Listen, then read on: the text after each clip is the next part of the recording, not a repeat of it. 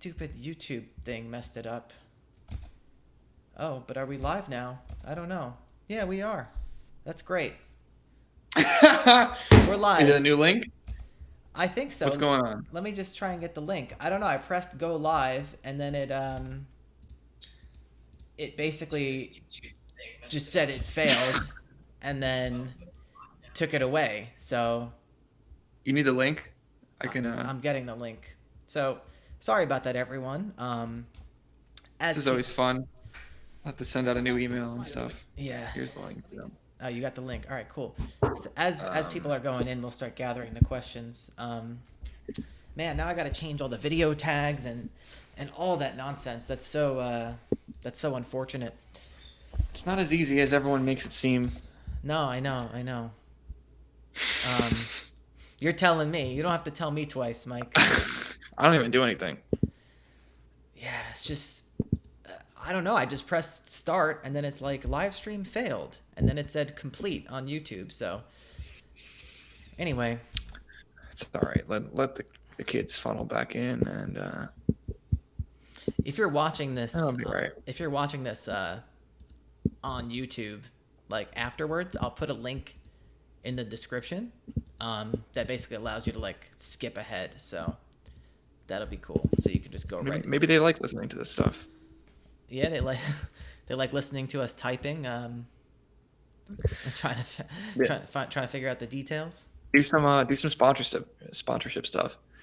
This broadcast is brought to you by Build Assets Online. Go to buildassetsonline.com/membership to talk one-on-one with Joe and Mike. Use coupon code Joe for 15% off your first month. Yeah, there you go. That's not a real code. Yeah, don't use that. Oh, now I gotta find the thumbnail again. Oh man, here we go.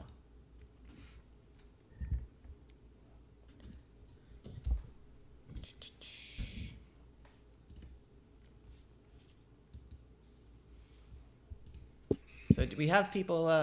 Oh, hey, YouTube is back. Hey man, wave your hand for me. This was a question from before. Let me copy and paste it. Oh, I actually lost it. I'm sorry. Okay, here he is. Bajan Ting. So we'll get to your question in a minute once people start rolling in. Man, how upsetting is that? Yeah. This is why we only have 1,500 subscribers, Joe. Yeah. If we ran a smoother operation, this would Yeah. Roman Grant, that didn't sound very exciting. I don't know what to tell you there. Did we just ruin the entire stream? Like, What do you mean? That didn't sound very exciting. Hey guys. Oh, I don't know what he's talking about. My intro, maybe? oh, I don't know. Roman, if you've just joined, we've had to switch links, so we're doing a bit of consolidation right now while we get back up. So everyone just bear with us. This will be an Ask Us Anything show, so please type us questions. We will get to them. And As they say, hold your horses. okay.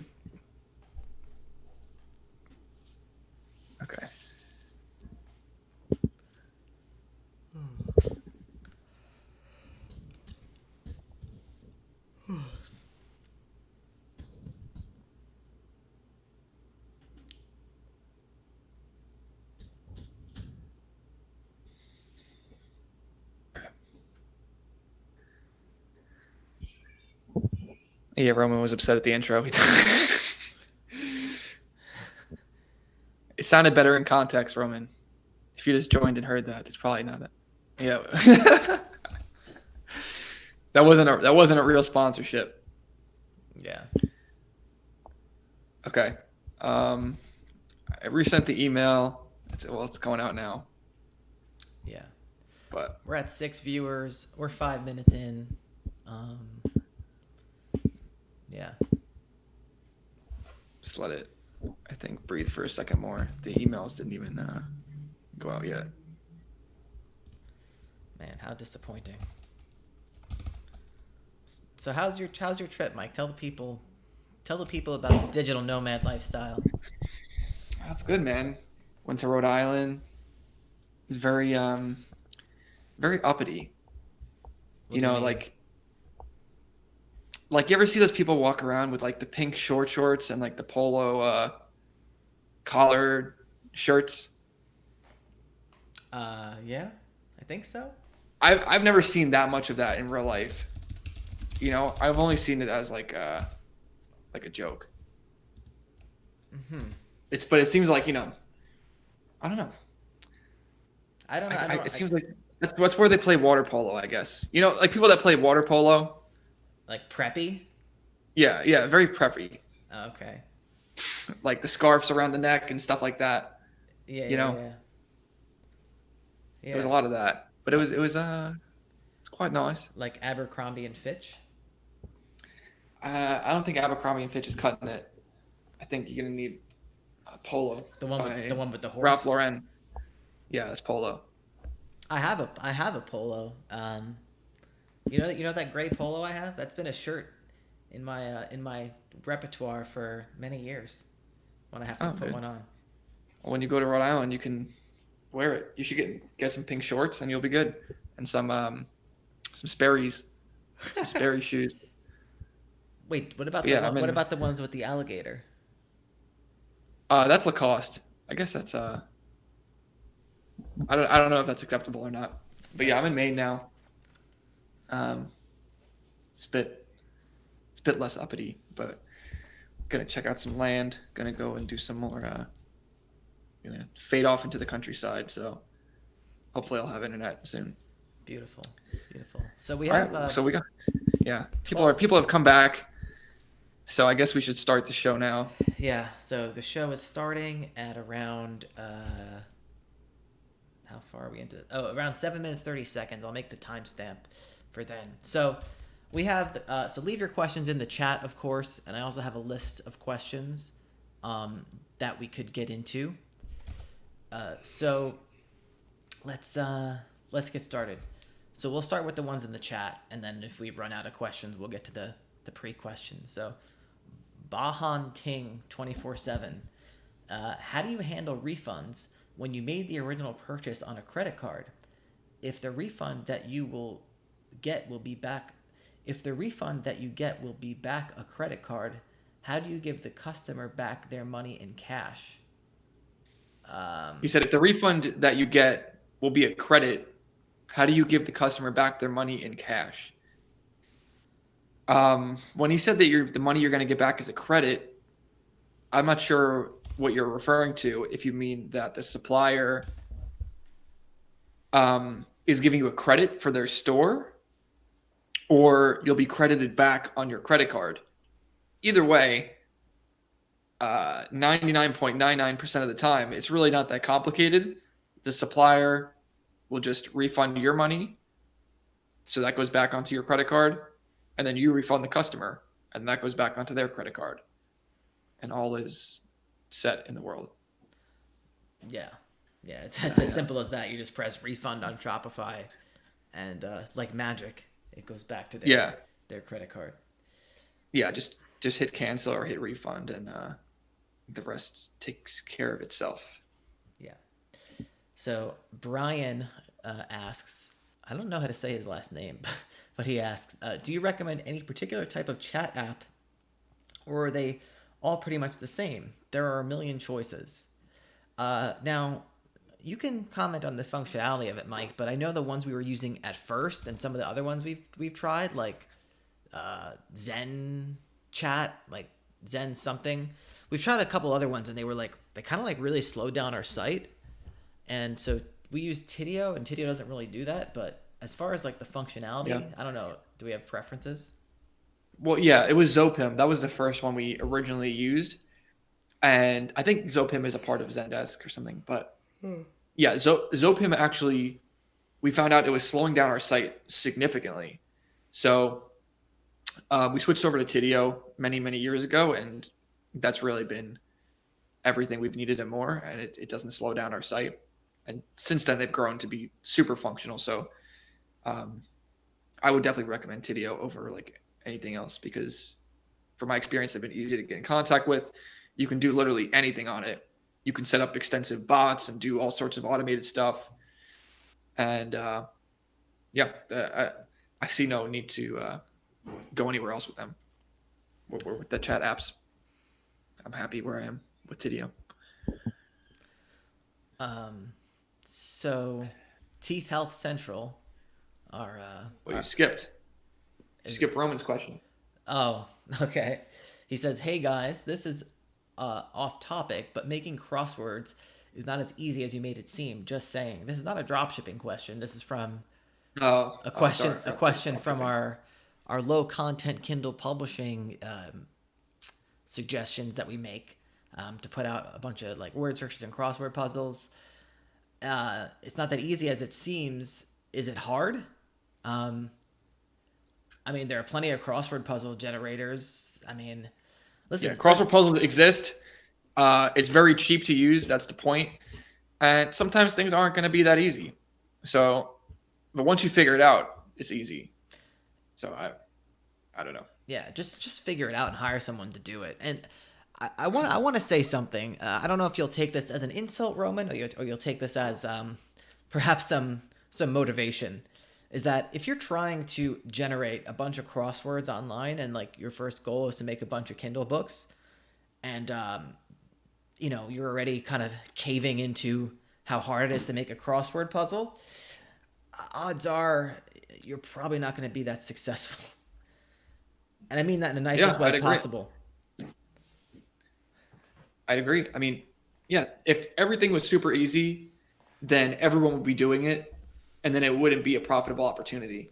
With anything, there's going to be some sort of barrier to entry, whether it's having some sort of specialized skill or just having to figure out how to jump through hoops, whether it's calling suppliers and convincing them to work with you or spending the time to learn Google ads. Like, not everything, people are always looking like for ways to simplify things and automate things.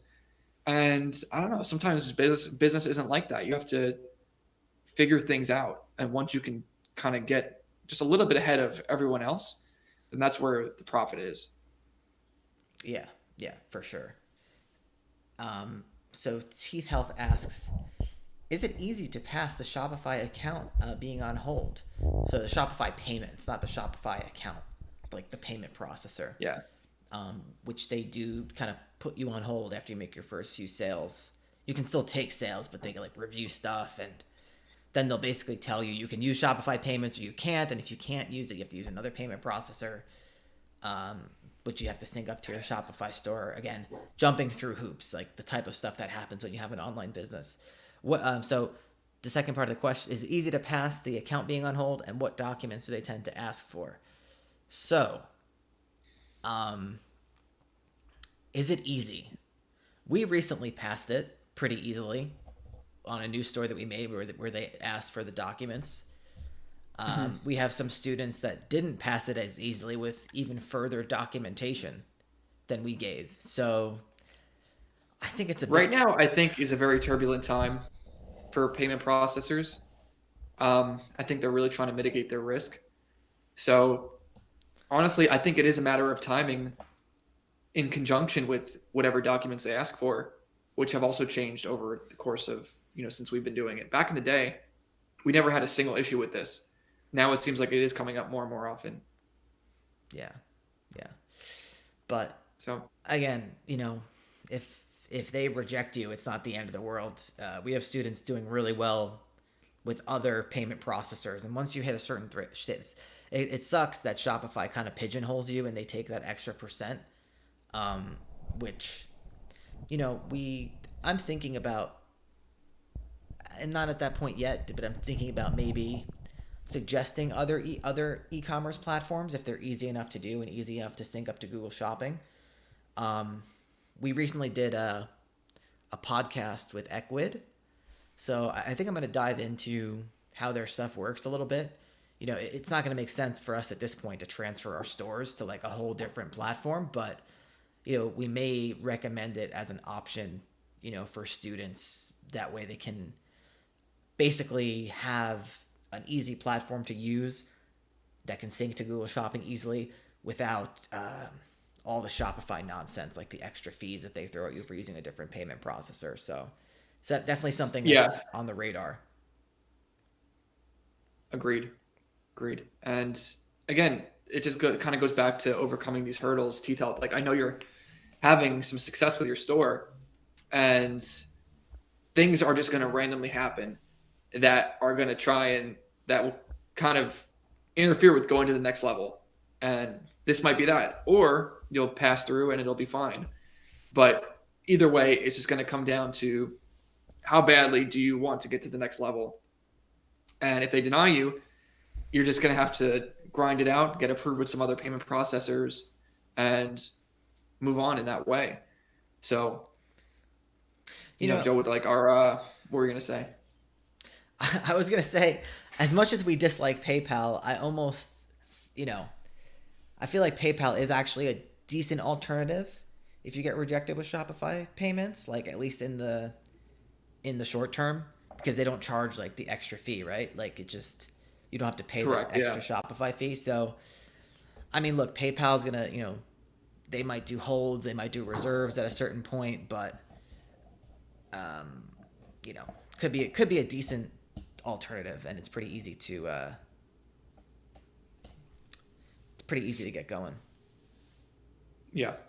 Yeah. I mean, as bad as they are, that's just sometimes if you want to make do, just put PayPal on for a little bit while you focus on getting another payment processor that will work with you.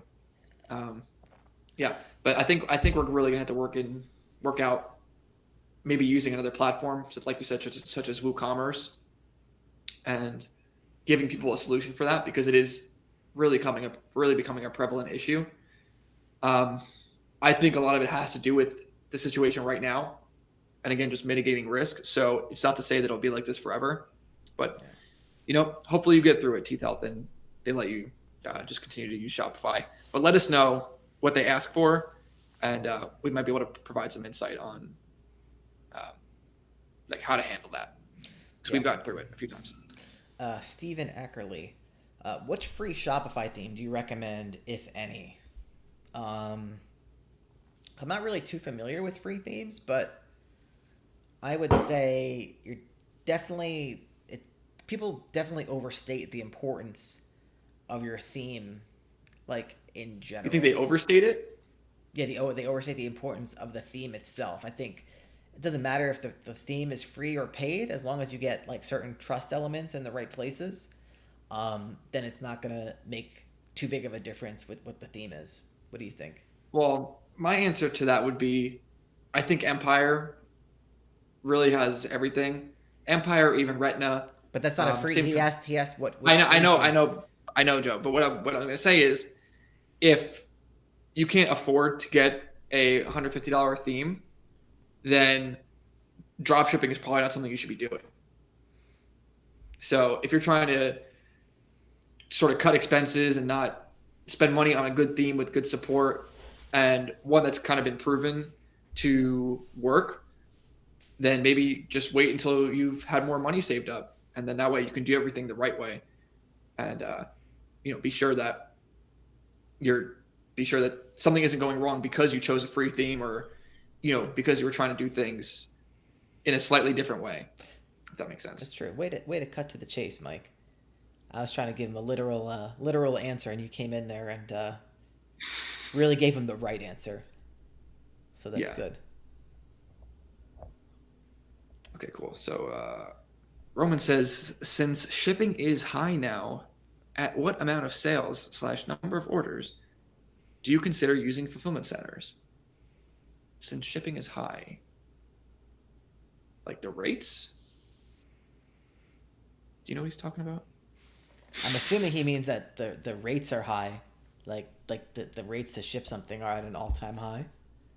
Maybe because of increased. That's news to me. I mean, I have not noticed anything in that regard. since COVID happened. So I first of all, so even if you want to ship yourself, you wouldn't use a fulfillment center. Fulfillment centers are for if you're taking in inventory and then you're kind of, it's like having someone manage the inventory for you and ship it for you. But even with that, if you're shipping something yourself, you need to use a freight forwarder.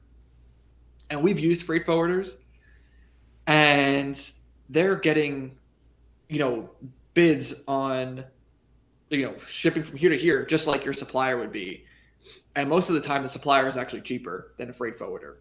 So it's just going to be what happens with the market. If shipping rates go up, shipping rates go up. And that is what it is. Using a fulfillment center or even using a freight forwarder is unlikely to change that fact. And it's just more headache than using the supplier's account, if at all possible. Yeah. So now Roman says, but yeah, so back to the crossword puzzles as part of the Kindle publishing business. If crosswords are too hard, I should go back to $15 an hour somewhere, LOL. Yeah, you should. Because if you can make $15 an hour, why not hire 5 people in the Philippines that pump out crosswords all day at $3 an hour? You got 5 people working instead of you. That would require figuring out how to do it, Joe. Well, he's not saying he doesn't know how to do it. He's saying it's too hard. Yeah, you're saying it's too much like labor to figure out, okay, how to do the crosswords. I'm saying maybe he can't make them fast enough. He can't think of ideas or whatever. Yeah, no, you're right. It goes back to effective hourly rate. If you can go make $15 an hour somewhere, and then you could pay someone in the Philippines $4 an hour to work on this. It's just. No, I think the play is to hire 5 crossword puzzle makers. Okay. At $3 an hour. Hire one first though, and then hire more. Yeah. You're about to say no, just hire them all. Yeah, I was gonna say no, hire 5 at one time. So, well, actually, someone that we know that we kind of learned about when we first started outsourcing, at least for the blogs, the stores that we were kind of well into outsourcing for that. The person that taught us a little bit about making our own course. His name is Michael. I don't think anyone's gonna ever know him, but his philosophy is when you hire 10 people at once and give them all like the training documents and see who does the best. So maybe there's many ways to. I would not disagree with that. In like a situation like that, right, where if they're creating crossword puzzles in the end, you still have a bunch of crossword puzzles. Like you can't do that with customer service. You can't say, hey, you guys each call this customer, and whoever does whoever does the best job wins. That'd be pretty funny though. Yeah. So Roman says, do you guys write your own sales copy or source it out? So I'm not sure if you're talking about for the dropshipping stores. We don't really focus on copy for our product pages or anything like that. Since this is a dropshipping Q&A, I'm assuming that's what you're asking. But maybe you're asking about build assets online. And do we write our own sales copy, Mike? Do you outsource it? Or do you just write it? I just write it. I just let it go. I don't think it's that impressive, but he can clarify which one he's talking about. Yeah. Either way, for sales copy, for dropshipping, you don't need any sales copy except for possibly in the emails. But I think, dropshipping, he's talking about dropshipping.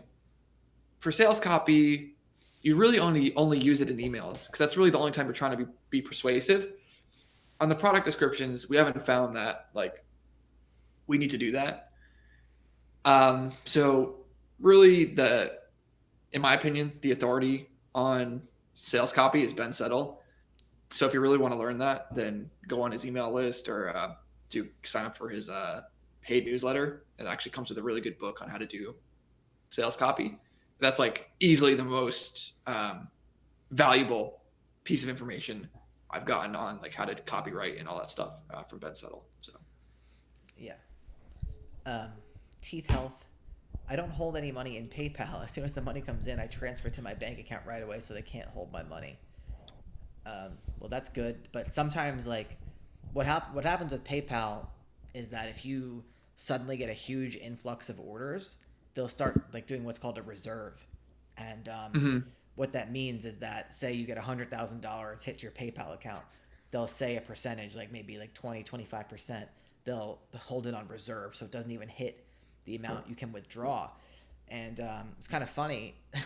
We had this happen to us before on our big store before we stopped using PayPal, and yeah, it was like our QuickBooks, like our accounting stuff, actually showed like a loss for all of our businesses because it was PayPal was holding like so much money, and then it released it all at one time, so it was like basically no profit, no profit, like huge profit.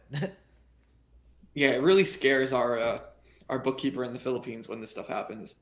He's like, COVID? Like, is it COVID? Like, he's He sees like a $60,000 loss. yeah.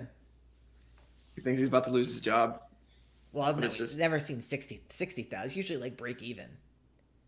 okay. I don't even know. Mike See, did, I don't know what goes on. I don't know what goes on in the QuickBooks or anything. yeah. Well, but the thing is that like when they hold, they're basically holding your profit margin is what they're holding. Hmm. So you only have enough money to pay the supplier, and all your profit margin is in reserve. Yeah. Not something to really worry about when you're just getting started as much. But we had a situation where our store just kind of exploded, and it was like a lot of like probably nothing that you would hit in like your first few years. So, I mean, Joe, we had that situation happen to us on the first store that we sold. I don't know if you but recall. I don't. It wasn't as massive. Yeah, it wasn't at that scale. You're right. It wasn't tens of thousands of dollars. It was just, Tens but of. it does affect you. It was way more than tens of thousands this time. Was it hundreds? Close to Well, 100? I guess yeah. I think it was kind of close to there. Yeah. I mean, But then it all like it's just the name. It's just the name of the game with this stuff. It we still deal with little things, and that bigger store is a perfect example of having to go through so many little obstacles, and each time we do it, we wind up our sales grow. yeah. I think if we had if you back down, you're like, oh, this is too much. I don't want to do this. Then that's it. That's the end. But if you're willing to push through, and sometimes you do need to consider like, is it worth it to keep going? Um, if you do, most of the time you'll make it through. It just takes time. It takes effort. But that's really the difference between a store that going to 20,000 a month and then 100,000 a month and then 300,000 a month, because frankly, the more money you start spending on traffic, the more traffic starts coming in, the more literal people you have placing orders on your store and calling your store, just the more chances of issues arising. So that's why it's important to have business structure and employees and all this stuff, because it's not something that you can deal with as an individual. You do need a team at that point. But I think it's actually easier to run a store with a team. I'd say like having 3 people. I think that's the sweet spot. If you have 3 people and you're doing like 300,000 in sales a month, that's like you can just live a digital nomad lifestyle and kill it. Oh, you don't need that much to live a digital nomad lifestyle. Well, no, you don't need that much. You can have a store You with don't need like that. I'm saying like wait. big ball and digital nomad, I have a or I have a get a question, house. Mike. I have a question. Okay. What's the minimum amount of sales you need a month to live a digital nomad lifestyle? Oh man, 20,000 if you're doing it yourself. Boom. There it Depends is. where you are. Depends where you are, right? I mean, I know some digital nomads that don't even do that. So, Yeah. and they're flexing their sales. So You look so relaxed, Mike, in that chair. I am look, yeah, because I got these armrests. Yeah, that's good. Okay. So, Brian, if a vendor asks you to provide the shipping, do you have to go to source? Do you have a go-to source or website that you use for the best pricing? So freight forwarder or FedEx, Mike. What do you like? I mean, obviously, two different things, but what are your recommendations there? So for LTL stuff, you'll need to go with a freight forwarder. Um, you can go to Global Trans. That's like a bigger freight forwarding company, and you can get in contact with a rep there. They'll usually be able to help you out. And let us know when you're a private thread, kind of the rates you're getting. I could tell you if that's normal or not, and then we could look elsewhere. But yeah, that's for LTL, for FedEx or parcel stuff. It's just a matter of using your own like account number. So that's never really an issue. It's the LTL stuff that kind of gets annoying. Um, so it is worth considering how important this supplier is to you if it's worth it to use your own account. So I do consider that a negative sometimes, but it could lead to you making more sales because other people aren't going to jump through this hoop. So I've seen it work out both ways. Yeah. Focused. Good drop shipping niche to start in for beginners. Worst niche to start in for beginners. Uh, Focused. You've been watching us for so long. I feel like you know what we're going to say to this question. I don't really know. I do want to give a good answer, but yeah, I agree with that with Mike's sentiment there. Uh, my answer is this: I feel that the best dropshipping niche for beginners is not one that you're going to think of like immediately. Like you're really going to have to do research the way we lay it out in the course and not only do the research but like think hard. Like you might have to go on like a spirit quest or something, like in Silicon Valley when Erlich goes out to the desert. I would highly recommend that, actually. Drop shipping spirit Yeah. quest. That'll be the next episode. Yeah. Oh, thank you. Focus says I don't need it. Just helping you all make content. Okay. Well, thank you. Yeah, I think good and bad niches aren't dependent on if you're a beginner or not. Either it's a good niche or it's a bad niche. Yeah. So it's going to be about, again, how many suppliers you can get in with. All you have to do is get in with one, and they may be good or they be maybe not good, but you can use them to get in with better and better suppliers. Yeah. So yeah, suppliers is really the name of the game. The niche is secondary to the supplier. Yeah. For sure. But I think, you're going to find better suppliers in those niches that you spend more time thinking about. And it's not that like it has to get super crazy, but it's just I feel because I know a lot of people come to us and they're like, "Oh, I'm going to do like the most cliche thing that people think of is like furniture." Because they look around and they say, "Oh, what's expensive?" Um like for, my couch is expensive. Like I don't know, like they look around. I don't even see people going after couches though. Everyone wants to go after the same things. Yeah, I think they just look around. I haven't seen one couch dropshipping store. No, me neither. So I don't know if it's something about that niche. I haven't even heard of anyone attempting it. So I don't know. I don't know. There's no good or bad for beginners. There's just good and bad suppliers. So it's a matter of whether you get in with them or not. All right. And I appreciate you helping us make content focused. Keep in mind, we only see your chat messages. We don't know your intent. But he says, Roman says, I like how Mike has a Carhartt shirt on for his lounge shirt. What do you have to say about that, Mike? I think Carhartt is very fashionable. I wear Carhartt all the time. It's kind of like a country type thing, right? Yeah, it's like a construction worker type vibe. Yeah. But I think it's fashionable. Lost my place. Oh, you said well, Teeth Health Central just got another supplier. I don't know if that means Wally's on this call right now, but good on you, Teeth Health.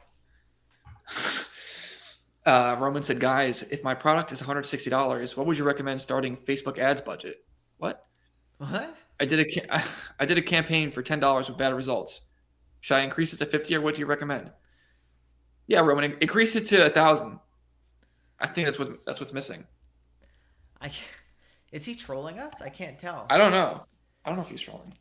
Well, Roman, if you are trolling, I mean, if you're not, then you know that we don't recommend Facebook ads ever. So turn those off and sell something more expensive than $160 and do it on Google. Yeah, I think Roman's trolling us. Yeah. Comes in here, says Kindle's crossword puzzles are too hard, and then asks us about dropshipping on Facebook. Yeah. Focus says, LOL, you recommended going on a drug binge in the desert. We never said anything about drugs. You could be high on life. You could be severely dehydrated. Do Wim Hof. There you go. Activate the DMT. Activate the pineal gland. Yeah. And ask the niche gods for for the path. Listen, I'm not gonna say I haven't done that. So Wait, I don't know which part. The niche gods? the whole thing. Okay. The whole thing. I know Jared has. Yeah, yeah. A couch is similar to a bed. I disagree. A bed is very different. It's a totally different market for mattresses versus couches. Just plain and simple. You don't see people offering like 360-day returns on couches. Yeah, bed is like different beds are kind of gimmicky. I feel like beds are like a bed is way. Yeah, beds are 100% gimmicky because a bed is like it's a piece of foam. It's a big piece of foam that costs nothing to make, and then you sell it for $500. So these bed companies, they go all out on their advertising. They go do all these social things, all these ridiculous return policies because it's super competitive. Yeah. And it's just not the same as a sofa or a couch because it's. Oh man. I don't even know how to articulate it anymore. Dude, it's just different. I forgot. Like you're bringing me back like memories of when I went mattress shopping a few years ago. It's so funny like having to lay on the beds and like there's like all these gimmicks. Like I went to like Mattress Firm and they like hooked you up to like a machine and it's like trying to find your ideal firmness and it's like, but then they're like showing you like the hybrids and it's almost like a used car salesman type guy. He's trying to sell you a mattress. Wow, look at this. Look at this. Hold on. I'm not sure if you're observing this right now, Mike. So we have Stephen Ackerley. I'm from the UK. Can't find many suppliers, which is making it difficult to start. And our boy Teeth Health, also from the UK. You have to dive. He says, Stephen, you're not trying hard enough. You have to dive deep to find them. Take it from Teeth Health. He's our native UK guy. So. Yeah, I mean, we have plenty of success interviews in the UK as well. Yeah. I don't think we haven't seen people run into suppliers as an issue in the UK. So I don't know what it is the issues are running into. Maybe you want to get in the elite fleet and we can talk with you about it more, look at your store, look at what you're doing and actually diagnose it. Yeah. But that's not an issue. That's not an issue our students have. Yeah. Roman, I know you guys are higher end products. I know you guys are higher end products, but I'm not there yet. I think that's what. Well, he said the product I'm stuck on right now is cheap. Okay. But you're not there yet. There's nothing that needs to happen for you to graduate from lower end to higher end, Roman. So I'm not sure how familiar you are with our content as far as dropshipping goes. But I don't know where you're located, but it's just a matter of calling a higher ticket product supplier.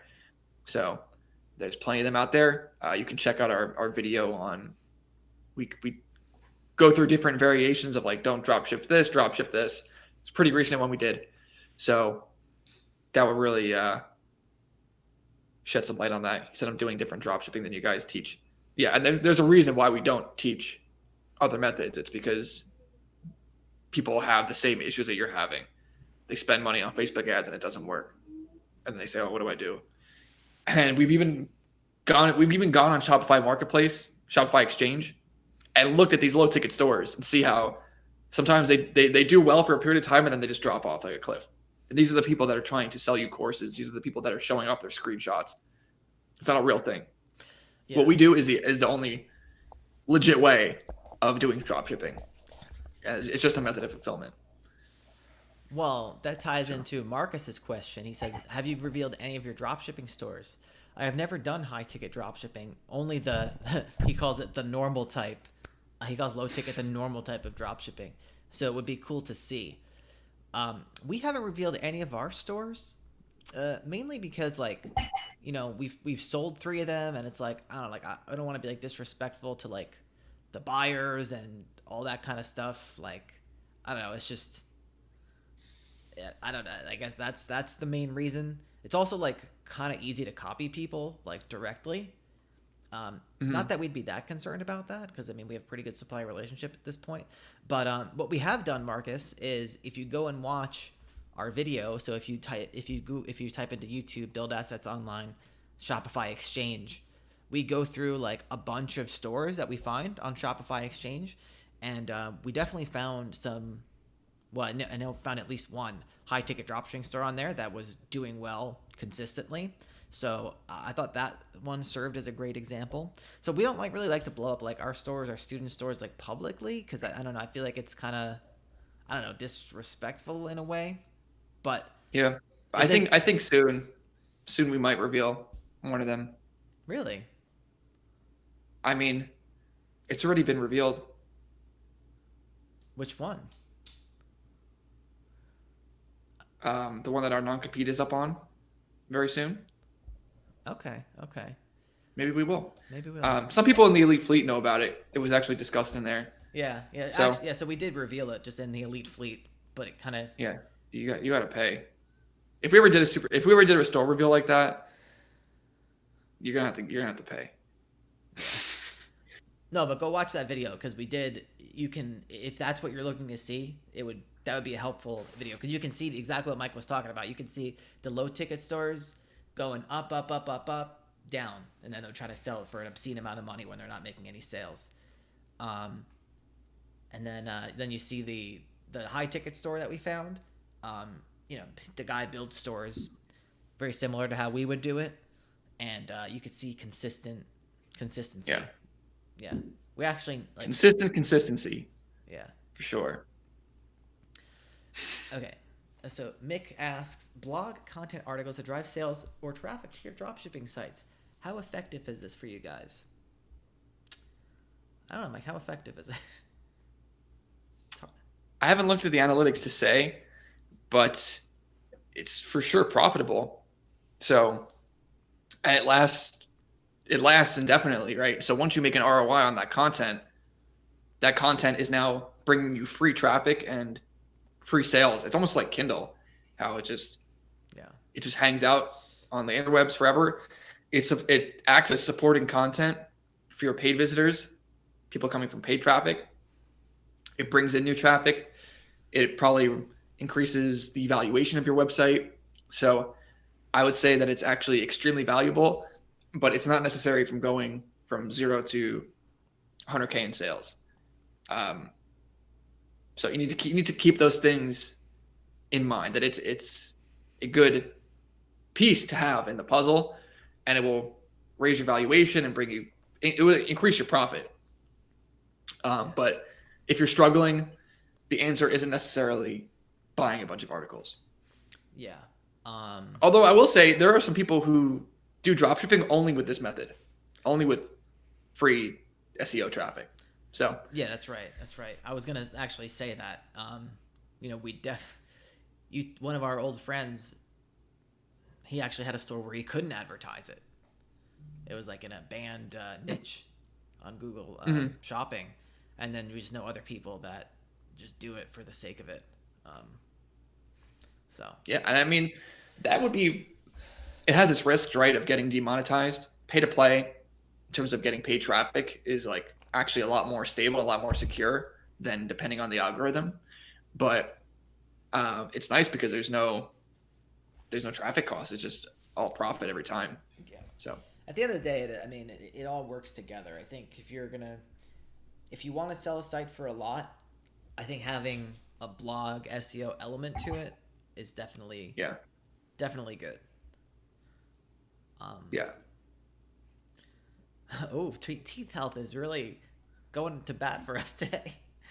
He says they did inadvertently tell us a store they had, but you have to be in a private channel for the good stuff. And Brian says Joe and Mike are holding off. Their store is Wayfair.com. Actually, Yeah. I don't think I'd want to be Wayfair at this very moment. Is that still going on, Mike? Oh, I don't know. I don't know. There was You guys can look up. You guys can look up some Wayfair conspiracy theories right now. But I think if we own Wayfair, I'd be in the Polo right now on Rhode Island.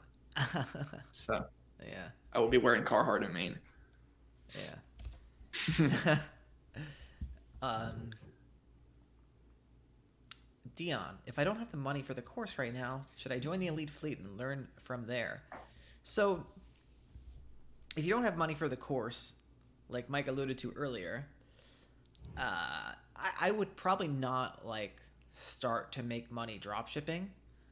Like, I don't know. I would probably start with other things. So that would be like low content Kindle publishing and blogging.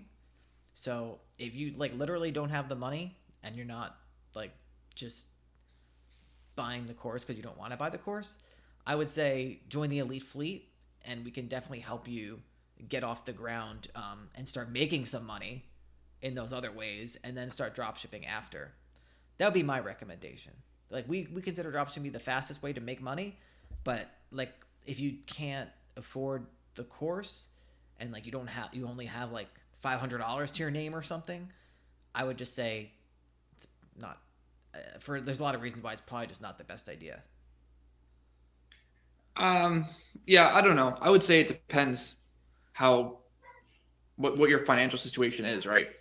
Like if you're not going to have that money in 6 months, 9 months, if like you actually need to get the money through doing a side hustle, then yeah, you might want to consider doing like some sort of Kindle thing or something like that. But if dropshipping is what you really want to do and it appeals to you more than the other business models, then yeah, I mean, you can get in the elite fleet. We can kind of help you get things set up so that you can do things very low cost starting out. And then once you kind of are able to acquire more money, you can get the course and then you can go through step by step and then be ready to implement a lot quicker. So if you want to use the elite fleet as kind of like a preliminary setup and we can really work with you on figuring out your situation, then yeah, do it. Yeah, I'm assuming like I was running under the assumption that you were like totally broke, Dion. You know, if you it actually doesn't cost that much to run a Shopify store, but it's like I don't know how much money you have. Like, Yeah, it really depends on your situation. And again, if you're in the elite fleet, we can kind of talk that out and yeah, see what the best thing for you to do is. yeah, exactly. We'll give you the best. We can further guide you personally to your best goal, your best outcome. Um, uh, well, Steven asks Teeth Health, what price range are your products? Teeth Health said 200 pounds all the way up to 25,000 pounds. So good. How many quid is that?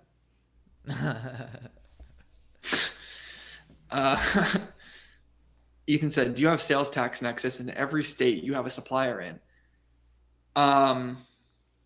You should ask your accountant about that. So usually Well, I don't think his question. I don't think his question is. Well, Do you need to charge sales tax? yes, it is, because if you technically have a nexus, then you need to charge sales tax. Well, but I think there's a distinction there in that. So obviously, this is not tax advice, and you should talk to your CPA about like where you will have to charge sales tax. But if you have a supplier that's in North Carolina and you have another supplier that's in New York, just because that supplier in New York, if they want to ship something to North Carolina, you may not necessarily have to charge tax on that because you have a supplier in North Carolina. Those are separate businesses and they treat their taxes separately. So there's actually 3 businesses involved. There's supplier A in New York, supplier B in North Carolina, and you. So the person that's in North Carolina, the supplier that's in North Carolina, they're not involved. It's just going to come down to you and where you have nexus based off of your sales and what your CPA says, and the supplier that's shipping your product and where they have nexus and they have sales. Because the supplier that is shipping, they're going to charge you tax if they have nexus. And then you would have to charge the customer tax if you have nexus. So situations happen where we get charged tax by the supplier, but we may not charge tax to the customer based on where they are. Right. And again, this is something that you really have to work out with your CPA because, again, not tax advice, but from what I understand, if you don't have nexus in a certain area, technically speaking, I think the customer is supposed to pay use tax on it, depending on what state they're in. So from the way I understand it, if I buy this cup from, like, I don't know, California, I don't know where this cup came from, but I didn't pay any sales tax on it. I think technically I'm supposed to pay use tax on the cup. But I have no idea what I'm talking about when it comes to this. We literally just go to our CPA, say, look, this is where our business is at. What do we do? That's it. Mm-hmm. Don't ask people online for tax advice. Yeah, I just wanted to clarify that each business has a separate tax situation, and they don't necessarily affect each other. Your taxes, what you're doing, comes down to your business and what your CPA says you have to do. That's it. Don't listen to any other business or us. Yeah, exactly. So if a supplier is trying to tell you, I guess what you're trying to say is that if a supplier is trying to tell you, or someone else is trying to tell you, you have nexus, you don't have nexus, you shouldn't listen to them, basically. Because you do get, sometimes people speak and like they don't know what they're talking about. Even suppliers could give you bad tax advice. Anyway. Yeah, absolutely. Perfect. Yeah, Dion said, I'll join the fleet for Kindle and build it from there. And I'm not totally broke. Kindle is the best right now, to be honest. Yeah, Dion, definitely join. We're going to be raising the price soon anyway, so if we get it now, that'll be the cheapest it's going to be. So, yeah, we'll walk you through everything you need to do and kind of discuss your plan of action. Arrow. I remember Arrow. He said, is Ryan Matthews reliable? Is that a country singer? I just Googled him. I don't know who that is. From lemonade stands to multi-figure sales. Oh, God. Why do people ask us about this stuff? Yeah. I don't know anything about other men. That's a good way to put it. I can't say.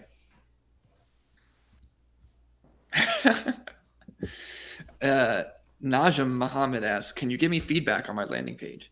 Yeah. Go ahead and send it. Yeah, link it.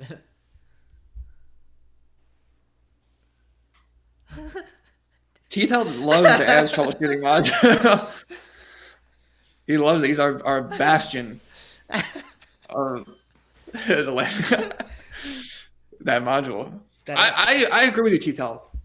You're the only one giving it the respect it deserves. Well, read the comment aloud for the listeners, Mike. He said that ad troubleshooting module is worth $800 alone. $800 or 800 pounds? You said dollars. He said he gave the USD symbol. Yeah, Not even quid. That's probably intentional. So, He's probably got to like find a special spot on his keyboard to put the dollars. But I am oh, do they disappointed. have different keyboards? Yeah, that's interesting. Yeah. I am I disappointed. appreciate that effort. I wish it was pounds though. 800 pounds would be more. Yeah, I mean, I'm very high on that module. I think that's been my life's work. Is that module right there?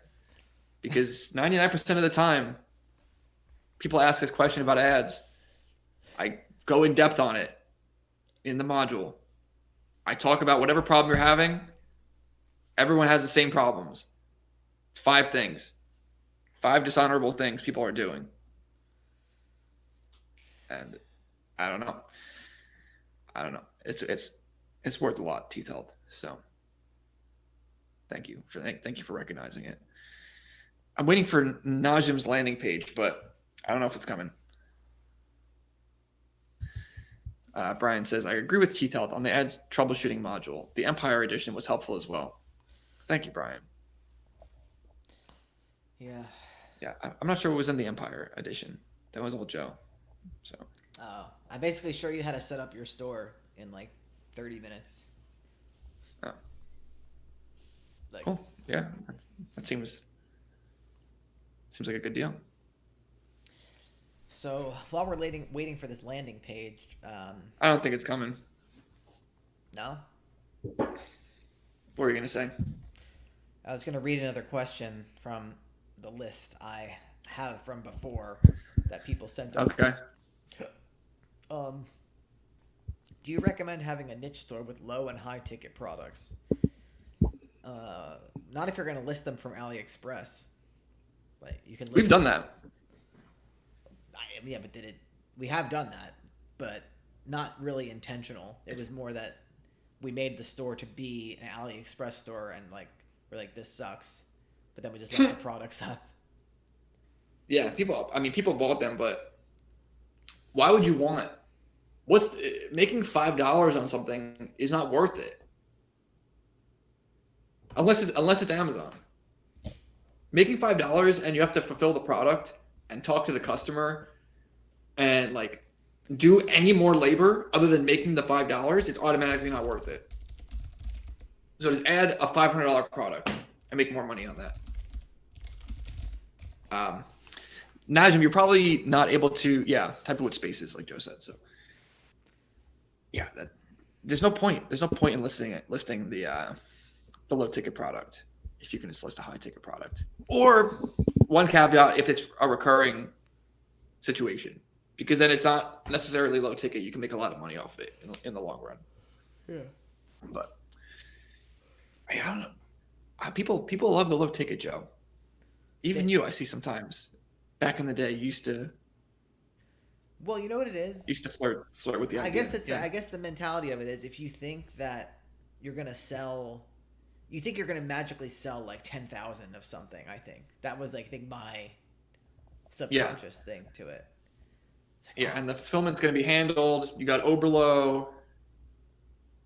Yeah. It's like this dream. This dream of just money coming in, $5. It's all handled, but it's not the reality, unfortunately. In an earlier vid about earning your first dollar on Kindle, you talked a lot about easy-made nonfiction books. But from what I understand, you prefer and advise fiction. Do you still recommend nonfiction? What do you think, Mike?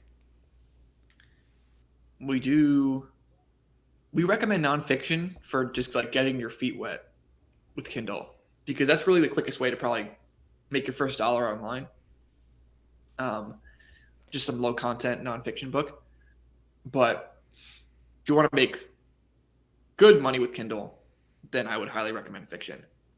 Yeah. And we talk about why in separate Kindle videos at length. So if you think about we have a course on it. If you think about the trajectory of a nonfiction Kindle publishing business, So picture like the graph, like you have the x-axis and the y-axis. And so for non-Kindle, or sorry, for nonfiction, you have just a line going like a straight diagonal. So it's like a straight, even, steady line. But with fiction, it's more of like an exponential growth. Like you start off a little bit smaller because you're not leveraging search at all. Um, but then as you gain more fans and you grow your email list, the line starts to go from like a little bit slower to more exponential than the non-fiction thing, and but it does require like a good amount of reinvestment, probably like $500 to $800 a month, unless you're going to write the books yourself. With nonfiction, part of it is you can have stuff created for next to nothing, or you can create it yourself. So it's just advice for getting started. Yes, sir. So, Ethan, what do you have to fill out when the suppliers send paperwork? Whatever paperwork they send. Besides for like credit, like we don't fill out like credit information. Like if the supplier's like, hey, do you want to buy this on credit? We just tell them we're going to pay up front using our credit card. We're not going to like take out a loan with them. Some suppliers offer that. Yeah. Sometimes it's 1 page, sometimes it's 6 pages of things. Just depends. Yeah. So, Nathan, what are some things I can do to improve my business while I'm waiting for suppliers to get back to me? I would say contact more suppliers, or at least scope out more suppliers. Yeah. Yeah, it's never a bad idea. I mean, The worst case scenario is that you have an overwhelming number of suppliers, but as long as you're keeping track on a spreadsheet of who you're contacting, um, your status with them, whether you need to follow up, stuff like that, if you can keep track of the supplier onboarding stuff, it only seeks to benefit you. That way you can have a bunch of them, pick the best ones, and then just list and start with those. So, yeah. And of course, we teach you how to do things in a way that you shouldn't be running out of suppliers. So, yeah, I think that's always a high level task that you can do, especially if you don't have, you don't have to be managing product uploads and running ads at this point. So that's like the number one most important task for you. yeah. I still can't see your landing page, Najim. Product hair. I can't. It's something with hair clippers. I can't see the URL. I'm sorry. I don't know how you're gonna paste it in. Yeah. Steven, Email it to us. Yeah, email it to us. Is it info@buildassetsonline.com or support? Email it to info@buildassetsonline.com and support@buildassetsonline.com. You have to do it really fast though. Email it to both email addresses. I don't know which one is like the right one. So just do it really fast and then we'll look at it. So Stephen Ackerley, there are so many gurus promoting AliExpress dropshipping promise get rich quick. Yes, there are. Yes. We've talked about that a bit. And we've done plenty of interviews as well with our students who were former students of these quote unquote gurus. And it's just the same story every time. People, they may have some minor success, but they're basically breaking even or they're losing money. Many of our students went into thousands of dollars in the hole doing that stuff. And it's not a matter of does it work? Because I'm sure it works for some people. It works with some percentage. But the percentage is not enough. It's not a repeatable process. It's not a sustainable process. And that's the point. What we teach is. So it's not as flashy. You're not going to see us in the Lamborghinis, but we have the results. We have the process. And so that's why we do what we do. Yeah. So Kenneth says, thank you for the answer, guys. Do you recommend Facebook ads for nonfiction as well? I really don't have the skills to write a book. No, you don't need Facebook ads for that. Yeah, you're just leveraging the Amazon search. Yeah. You're leveraging organic Amazon traffic. And so when we talk about these nonfiction books, like this, keep in mind, like this is not what we do. This is not what we make money off of to a huge degree. There's just something like to get some sort of money rolling in for you so that you can have the belief and move on to doing a better business model.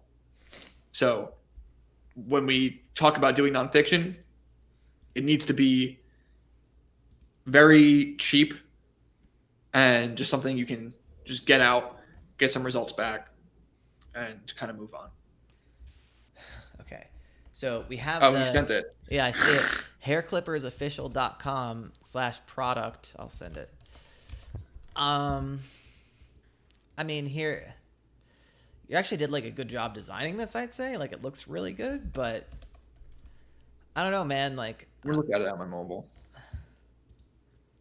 I think the concept is bad. Like Wait, what? he's trying to sell like hair clippers. I mean, it looks nice, but it's just like there's a nice video and everything. Yeah, I mean, I think this is a great landing page. I think, yeah, I think this is above and beyond. But the problem is, these hair clippers are $50 or $90, what have you. So I don't know what your success has been with this, but this is only going to get you so far if you're not really, really good at marketing. And yeah, I don't know. I don't know what your success level is. I'm going to assume it's not where you want it to be because you're asking us. But it's not your landing page. Your landing page is not the issue. Yeah, your landing page looks good. I think this is a bad product to like you're just trying to sell people like a commodity thing. Like 90K in sales still lost money. Yeah, it's not great screenshot though. Yeah, great screenshot. Yeah, stop selling this immediately. Like you should go do like a real business and not this. Well, what's good is that you've clearly learned how to do this to a high degree. When I mean making landing pages and making the websites. So you can do that, but just sell better products. Just sell something expensive, and you can put like 80% less effort into the landing page, and it'll still sell. And you'll make a lot more money on it. And I'm sure you're doing Facebook ads with this. So yeah, the problem is not your execution on the website. The problem is the entire business model is like you're shooting yourself in the foot with it. So yeah, go watch our videos. I would say sign up for our course so you can get in depth on how to actually do things right, and you'll crush it. Yeah. Because I'm sure unless someone professional did this, you put in a lot of effort to make this. So I'm confident in your skills to just execute on what we teach. And it's a lot easier. Look at all the stuff you have to like fake just to make this like have a chance of success. Like you got like the Forbes logo, The Playboy logo, ESPN. ESPN. Is this real? No. Are these real reviews? Like why what's with the ESPN logo? What does this have to do with ESPN? Did you get it featured somehow? He has a YouTube channel, Joe. What's going on there? Oh, no subscribers. 181 views. Yeah, there's no way any of this is like real. Yeah. Yeah. It's unfortunate. Yeah. But all is not lost. Like Mike said, you can put these skills to good use elsewhere. All right. So Dion says, when is the Kindle course price going up? Well, once we start, so a lot of our students are kind of publishing their second and third books right now, I would say. So once their income starts rolling in and we get them on the interviews, I mean, not their income, like once they they obviously already have like income rolling in, but once it becomes pretty significant. Mm-hmm. Do you have any comments on that, Mike? On the Kindle course going up? Yeah. No, I think you're the one that's I'm in control of the prices. hold for that. I literally am in control of the prices. You don't even know how to. I know you can range at any time. You don't even know how to change them if you wanted to. I don't. Najim So says, I'm on my phone. I'm looking up an answer to Najim's question, so you can read it. "What's more important to you: ads, landing page, product, or competition?" Okay. So you're showing him an So- answer. So I want to talk about something right now, and this could possibly be a separate video, but it's something called the FOG behavioral model. So I'm not sure if that will come up. Move it back a Properly. little bit. Did you have to I'll to the like left? pull up my screen so I can see what I'm looking. Okay. B equals Matt. So behavior equals motivation times ability times trigger. So I really don't, and so there's a whole graph here that's like, I'm trying to,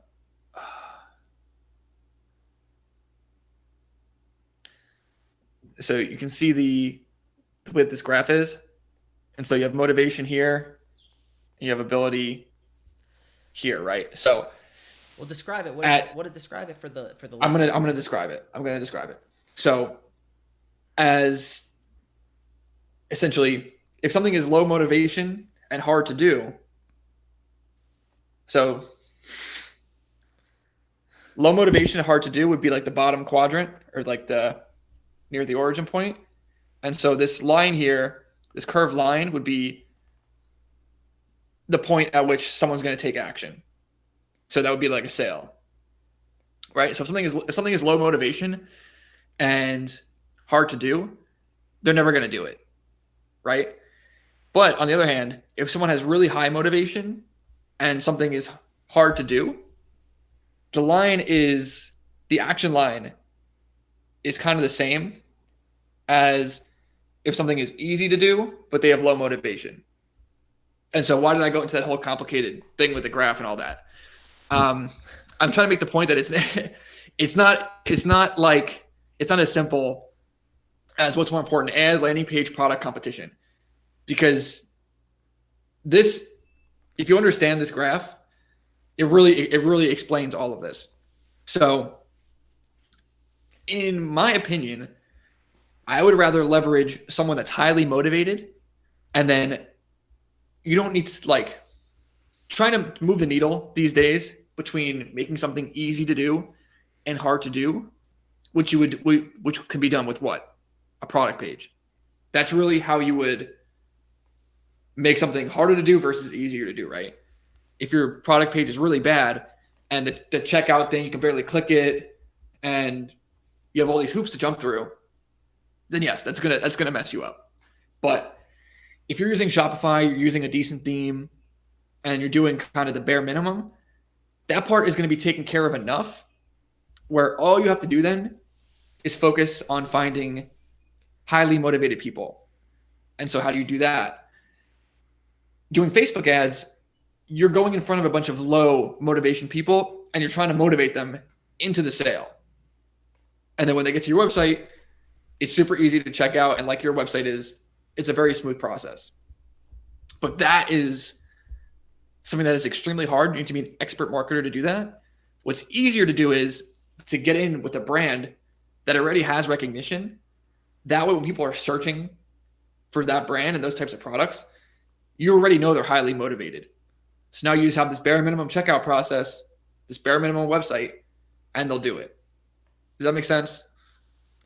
So what he's trying to say is that when you're using Facebook ads, when you're doing this, what you're trying to do here with this hair clipper website and trying to sell it via Facebook ads, it's not going to be that effective because people on Facebook don't really care about buying hair clippers. Yeah. Not only that, your product's not expensive enough to cover like your ad costs. To find enough motivated people to buy hair clippers, like you're gonna have to spend a threshold amount of money, and your product is not expensive enough to cover that. So what we Mhm. recommend, sell more expensive products using Google Ads. The Google Ads takes care of the motivation part because they're searching out the product in Google, so they're highly motivated to buy it. And you have expensive products to take care of that ad cost, which is going to be, I don't want to say it's always going to be lower per conversion, but in terms of revenue, it's it just works. That's all I can say about it. It makes more sense to sell expensive things to people who are looking for those expensive things than to sell cheap things to people who are not looking for them. Yeah, exactly. And that's where Facebook goes. That's where like this whole model goes wrong, right? Yeah. Is people will emphasize forever making your product page look good, having all these conversion elements on it and all this. That's just literally one part of the equation. And arguably it's a smaller piece of the equation, probably like 20%. The rest of it is going to be how much margin you can make on your product to get visitors in the door, how much demand there is. So with increased demand comes a certain number of people that would be super motivated to buy the product. And then with competition, if you're one of the only people selling it, then they will be highly motivated to buy off of your site. So they all work together. And I'll give you an example.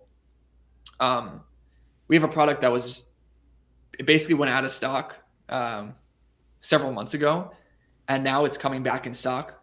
So our supplier is actually giving us a certain number that we can sell each month, and we're one of the only companies that are allowed to sell this product. And so we've actually been able to raise the price above MAP and still sell them at an insane conversion rate because we're one of the only people selling them, and they're a highly wanted product right now.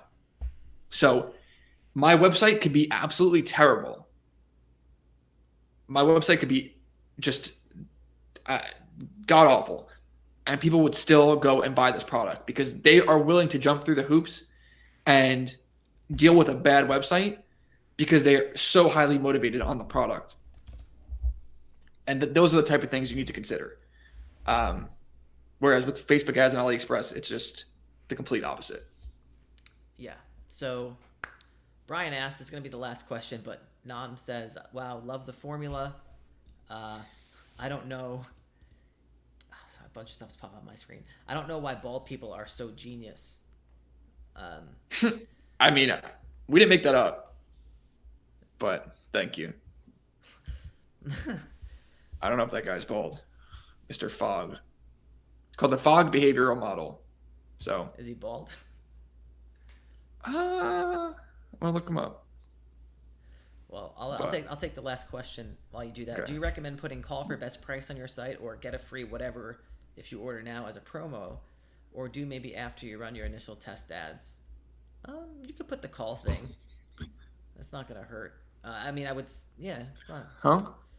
He says, do you recommend putting call for best price on your site or get a free whatever if you order now as a promo, or do that maybe after running your initial test ads? You can put call. Yeah, do it now. It'll only help you. Yeah. There's nothing a test will show that will, Yeah, determine whether you should put it on or not. A/B test like on Shopify.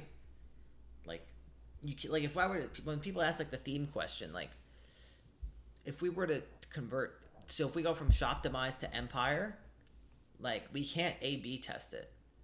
You know what I'm saying? It's not like we can have it switching on and off for 1,000 sessions or like 10,000 sessions in a row and see what happens. Or sorry, like alternating, like you would do an A/B test. You know? Yeah. So it's not like we can properly do that with Shopify. They don't let you like do that. Yeah. That's why we kind of just recommend like, hey, throw all these things up, make sure they're there, and just from what we've seen, that's going to be enough to take care of that aspect of it. So, yeah, definitely have one or the other on your site. Yeah. All right. That's about it. So that's it. I got nothing else to say. BuildAssetsOnline.com/playbook for our free course. BuildAssetsOnline.com/membership Join the elite fleet. You can see Dion in there hopefully soon. Buildassetsonline.com/asset is that's our e-commerce course, of course, and Kindle publishing course at buildassetsonline.com/publish. That was a good one. We went nearly an hour and a half. Well, don't forget the 7 minutes that we wasted. Oh yeah, all right. Hour 10. Yeah. Hour 10 of legit content. So hope you guys enjoyed that. Yeah. And yeah, until next time, take it easy.